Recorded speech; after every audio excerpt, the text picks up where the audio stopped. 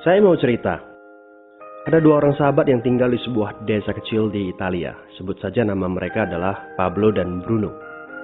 Mereka adalah anak muda yang memiliki impian yang tinggi.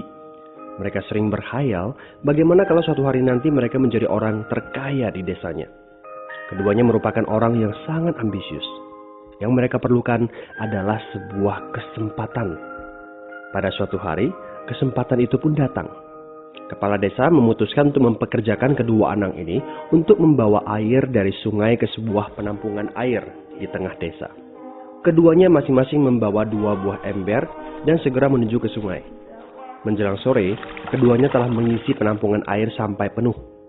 Kepala desa menggaji mereka masing-masing berdasarkan jumlah ember air yang mereka bawa. Wow, Pablo dan Bruno senang sekali. Ini berarti impian mereka akan segera terkabul. Mereka sulit percaya jika mereka bisa mendapatkan rezeki sebanyak ini. Mereka bekerja lebih keras lagi setiap hari agar bisa mengangkut air lebih banyak. Namun, Pablo mulai merasakan ketidaknyamanan. Ia tidak yakin pekerjaan ini bakal buat impiannya terwujud.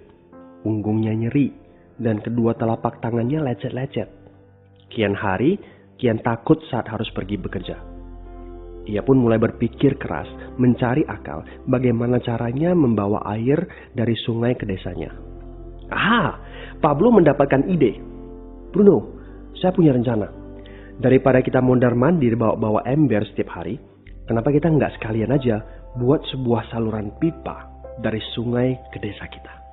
Saluran pipa? Ide dari mana itu? Seru Bruno. Kita udah punya kerjaan yang bagus, Pablo. Saya bisa bawa 100 ember sehari. Saya akan jadi orang kaya. Di akhir minggu, saya bisa beli pakaian baru. Pada akhir bulan, saya bisa beli seekor sapi. Dan pada akhir tahun, saya bisa bangun sebuah gubuk baru.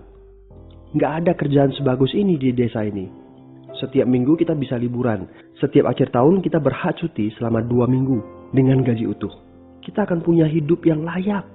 Jadi buang jauh-jauh lah pikiran untuk bangun saluran pipa. Tapi Pablo tidak putus asa. Ia akhirnya memutuskan untuk bekerja paruh waktu. Ia tetap bekerja mengangkut ember-ember air. Separuh waktunya, serta di akhir pekan, dia luangkan waktu untuk bangun saluran pipanya. Hal itu tidak mudah. Penghasilannya otomatis menurun dan dibutuhkan waktu 1 hingga 2 tahun sebelum saluran pipanya bisa menghasilkan sesuatu yang berarti. Bruno dan orang-orang desa mulai mengejek Pablo. Dia menyebutnya Pablo si manusia saluran pipa. Bruno yang berpenghasilan hampir 2 kali lipat dari Pablo terus memamerkan barang-barang baru yang berhasil ia beli. Sapi, keledai, pakaian, sepatu baru, gubuk bertingkat 2. Bruno bisa makan mewah di kedai. Orang-orang di desa menyebutnya Tuan Bruno. Sementara Bruno berbaring santai di sore hari pada akhir pekan, Pablo terus saja menggali saluran pipanya. Pada bulan-bulan pertama, Pablo memang tidak bisa menunjukkan hasil dari usahanya. Pekerjaannya memang sangat berat, bahkan lebih berat daripada kerjaan Bruno. Karena Pablo juga harus bekerja pada malam hari. Demikian pula di akhir minggu. Tapi Pablo selalu mengingatkan pada diri sendiri bahwa impiannya dibangun berdasarkan pada perjuangan yang dilakukan hari ini.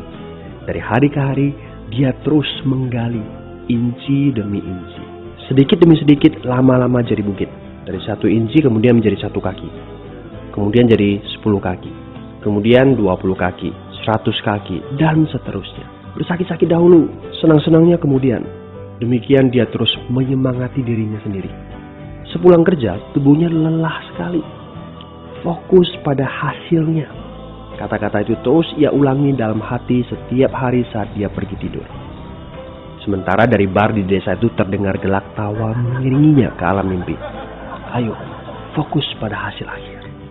Hari berganti bulan, saluran pipanya sudah setengah jadi. Saat beristirahat, Pablo melihat dari jauh sahabatnya Bruno yang terus saja mengangkut ember-ember. Bahu Bruno tampak semakin lama semakin membungkuk. Dia menyeringai kesakitan. Langkahnya semakin lamban akibat kerja keras setiap hari. Dia semakin jarang bersantai-santai di tempat tidur gantungnya. Dia lebih sering terlihat di bar, duduk dengan wajah letih dan murung. Saat pengunjung bar melihat Bruno, mereka saling berbisik. Hei, ini dia Bruno si manusia ember. Dia lebih suka duduk sendiri di sudut yang gelap ditemani botol-botol kosong di sekelilingnya. Akhirnya, saat bahagia Pablo pun tiba. Saluran pipanya sudah rampung. Orang-orang desa berkumpul saat air mulai mengalir dari saluran pipanya menuju ke penampungan air di desa. Sekarang, desa ini sudah bisa mendapatkan pasokan air bersih secara tetap. Pablo tidak perlu lagi membawa ember. Artinya, airnya akan terus mengalir, baik dia sedang bekerja maupun tidak. Air itu mengalir saat dia makan, saat dia tidur. Air itu mengalir di akhir minggu ketika dia asyik bermain. Semakin banyak air yang mengalir ke desa itu, semakin banyak pula uang yang mengalir ke kantong Pablo. Apa moral dari cerita ini? Pertanyaan yang paling penting untuk kita renungkan adalah, siapakah Anda? Seorang pembawa ember atau seorang pembuat saluran pipa? Apakah Anda hanya mendapatkan penghasilan jika Anda datang ke tempat kerjaan, seperti Bruno pengangkut ember? Atau Anda termasuk orang yang bekerja hanya sekali saja, kemudian Anda dibayar terus-menerus, seperti Pablo pembuat saluran pipa? Jika Anda termasuk orang kebanyakan, itu berarti Anda bekerja dengan menggunakan pola pembawa ember. Anda membarterkan waktu untuk mendapatkan uang. Maksudnya, bekerja 1 jam dibayar per jam, bekerja 1 bulan dibayar per bulan, bekerja setahun dibayar per tahun. Masuk akal kan? Masalahnya, dengan sistem pembawa ember, masuknya uang akan berhenti saat kita berhenti bawa ember. Artinya pendapatan kita hanya sementara alias tidak langgeng. Kalau di suatu pagi Bruno bangun dan punggungnya terasa sakit, sehingga dia tidak bisa bangkit dari tempat tidurnya, berapa uang yang akan dia dapatkan hari itu? 0 besar. Fakta yang harus kita sadari adalah kita tidak bisa bekerja selamanya karena faktor usia dan kesehatan. Jika kita tidak sanggup membarterkan waktu kita, maka kita tidak akan mendapatkan uang. Pablo jauh hari sudah menyadari keterbatasan ini. Karena itulah dia langsung berpikir untuk menciptakan suatu sistem yang memungkinkan dia untuk terus mendapatkan bayaran baik dengan cara barter waktu ataupun tidak. Pikirkan ini. Bagaimana dengan Anda? Anda mau apa kalau besok penghasilan Anda berhenti? Apa yang akan terjadi kalau Anda dipecat? Apa yang terjadi kalau kemudian Anda sakit atau cacat sehingga tidak bisa membawa ember lagi? Bagaimana seandainya perawatan kesehatan yang mendadak yang harus Anda jalani menghabiskan uang tabungan Anda? Apa yang terjadi bila uang tabungan Anda itu langsung menguap dalam semalam? Kalau penghasilan Anda berhenti besok, untuk berapa lama Anda bisa membayar hipotek Anda? Cicilan rumah, mobil Anda, ataupun untuk biaya sekolah anak-anak Anda?